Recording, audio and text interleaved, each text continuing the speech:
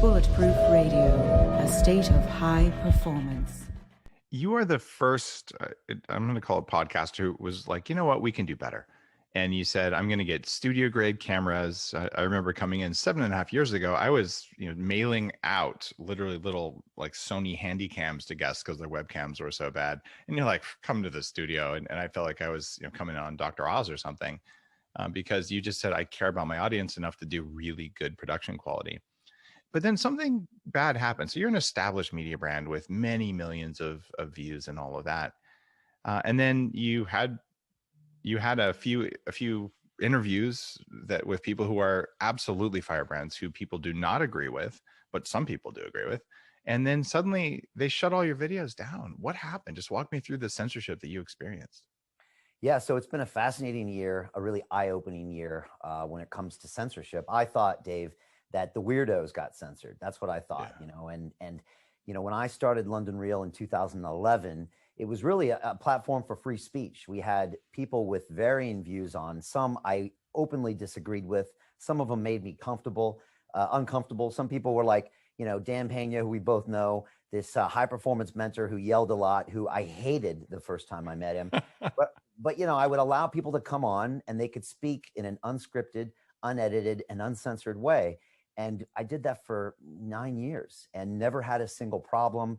Built up a massive YouTube channel with 500 million views, 8,000 videos, a partner at YouTube, been down to the headquarters many, many times.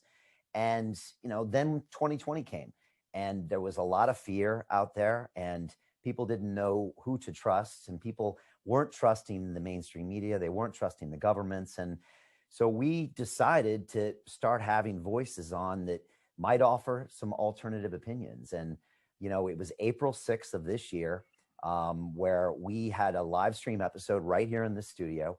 And it was the second largest YouTube live stream in the world that day, second behind President Trump's coronavirus briefing that day at the White House.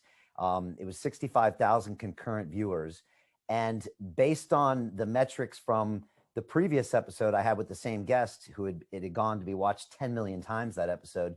This was trending to go on to be watched 40 million times, which would have made it the most watched video podcast in history. Wow. More so than Elon Musk on Joe Rogan, which is like 37 million. And so we were blown away. It was shared all over the world. And 30 minutes later, we were like, wow, this is going to be a game changer. And 30 minutes later, the episode was deleted and banned on YouTube. And this is by a person at YouTube who didn't like it. For 24 hours, I didn't know why. And I kept trying to re-upload the episode. And I was vlogging about what was going on and it was unfair. And this had never happened to me before. I couldn't get a hold of my rep at YouTube. The next day, an article dropped in the BBC talking about how they had pulled the episode because it violated their community guidelines. And I was quite not impressed that they talked to the BBC before they talked to me. That's dirty. Yeah, that was dirty. And so I had long conversations with them. They said that I violated their community standards. And I said, exactly how?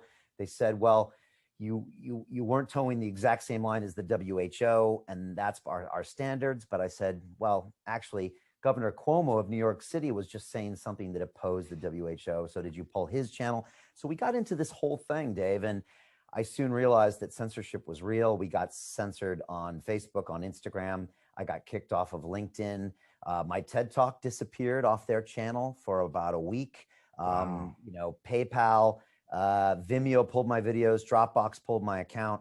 It was fascinating, that Dropbox would even watch the videos that was on the account. So you got canceled. We got very close to be canceled, and we got told in no uncertain terms that if you want to upload certain types of videos, that they are going to be taken down and then you will be taken down. And so my initial reaction, Dave, was, no, that doesn't sound right to me. I grew up in America and that's not okay. Freedom of speech is in my DNA. So we decided to fight back. And keep in mind, this is in the middle of the pandemic. Everyone's locked down. And we thought this isn't going to happen. So we decided to create our own live streaming platform. And we raised $1 million in 11 days and created the Digital Freedom Platform and went on to stream the largest live broadcast of a human conversation in history. We had over 1 million unique viewers. We actually got the people that live streamed the Super Bowl the previous year to do our tech for the live stream, which was quite complicated, actually. It's different than hosting a video. Live streaming is a completely different ball of wax. And I mean, the truth is, Dave, there was no crowdfunding platform that would even take us. So we had to create our own platform.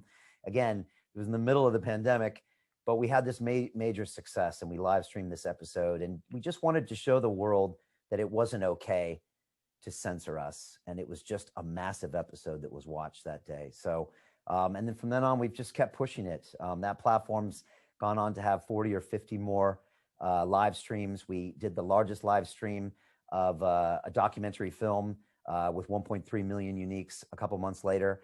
And we've had Nobel Prize winners, scientists, doctors, nurses, professors emeritus at MIT, 4-star generals, all on that platform since. And some of those messages were actually more correct than what the government and the mainstream media was doing. So Professor Michael Levitt of Stanford, Nobel Prize winner, he was correct in his, prognosis of, the damage.